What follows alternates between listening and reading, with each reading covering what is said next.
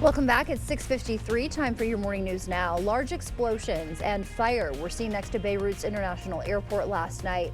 It comes as Israel's military announced it would aim at the Lebanon-based Hezbollah's financial arm and attack a large number of targets in Beirut and elsewhere.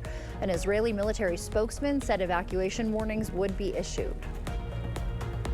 Cast members from the TV show The West Wing campaigned in Wisconsin this weekend.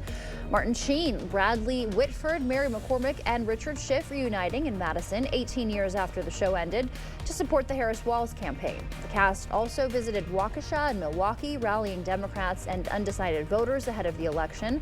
Madison native Bradley Whitford noted his father's work with Planned Parenthood, highlighting local connections.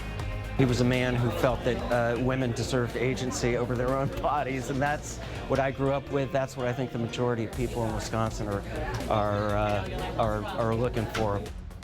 Whitford is advocating for women's reproductive freedom, gun safety, and an opportunity economy. Wiz GOP Chairman Brian Schimming releasing a statement on the campaign stop criticizing Democrats for not listening to solutions for the border or cost of living crisis and a lack of plan for rising inflation. Drivers heading to La Crescent this week will need to take a detour. The Minnesota Department of Transportation is conducting off-ramp repairs near exit 276 on I-90.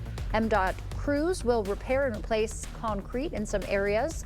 The work begins today and continues through Friday. Drivers should be cautious in work zones and mind your speed.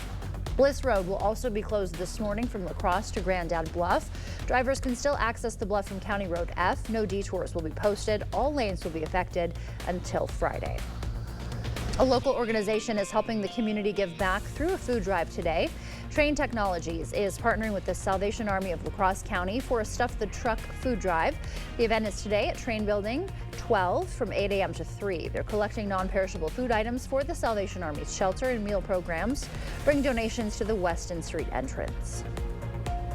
Well, it looks like we could break a record or at least tie another record today like we did yesterday. 83 degrees. That record was back in 1947. Unfortunately, Eau Claire is not going to do that today. That record for them is 86 degrees, and I don't think they're going to get that high today. In fact, here's a look at what's going to happen. Eau Claire could hit 80 degrees. We'll get up to 83. Other locations will be widespread in the lower 80s as well. Then as we go through the next few days, things change up a bit. We cool it down tomorrow to the 70s and then upper 50s as we go into Wednesday. Rainfall chances possibly going into Thursday and into early morning Friday. Back to you.